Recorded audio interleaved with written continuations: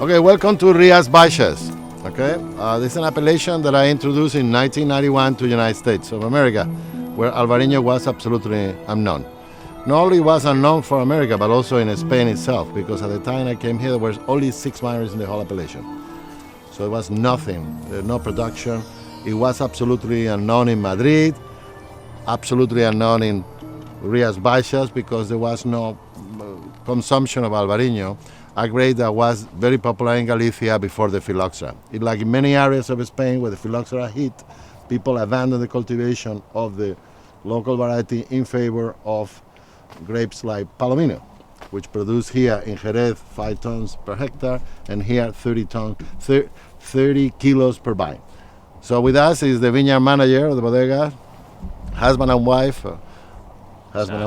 Isaac and Inma, and the winemaker of the bodega, Nacho, and technical director of Bodegas Grupo Jorge Ordóñez, and Jago, which is the assistant winemaker in the Bodegas La Caña.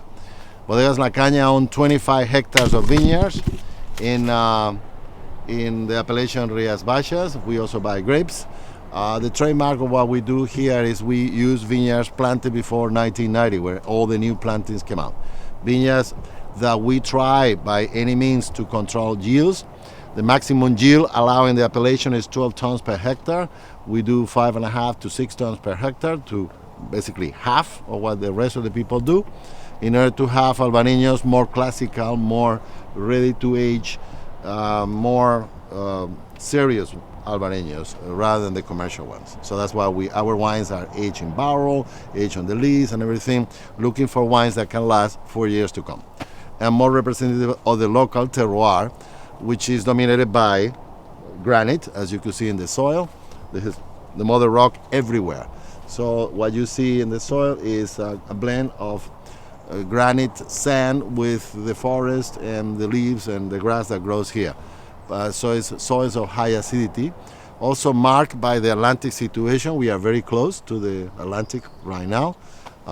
Just before this forest is the Ria da Rosa, which is the most northern location of the sub-appellation of the Valley of Salnés. That's where we are here, which is where the original Albariño situation started.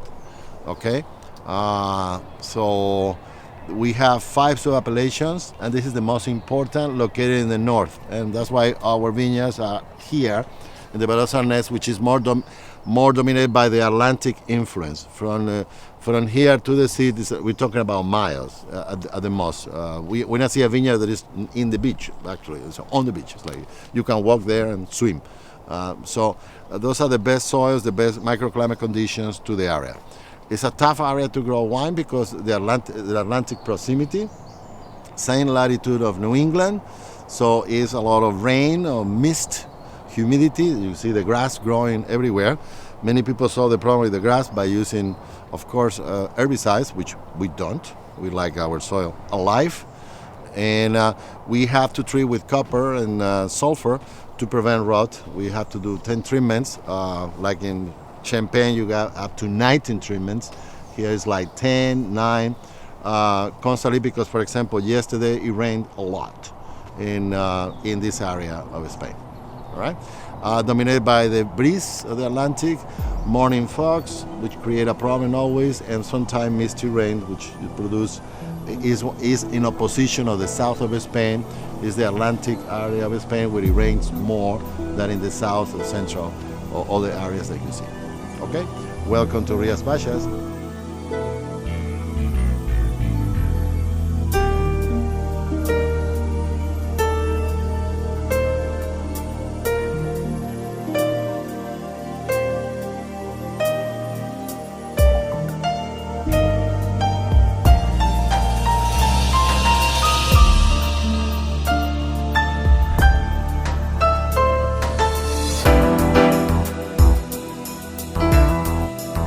Welcome to the Iglesario del Xil vineyard. Between this and the previous one, we made the wine La Caña Navia. We have been making wine from these 2 vineyards for years, so that's why after many years we figured out that were the two most consistent and best vineyards that we have. It's an old vineyard because some people planted also regular varieties in the middle, as you could see here. And in opposition of the previous one, this is oriented to the north. The previous one is oriented to the south. So we have high acidity, Albariño, slow maturation, more ripe, more alcohol. It's a combination, perfect combination to create a complex wine to age.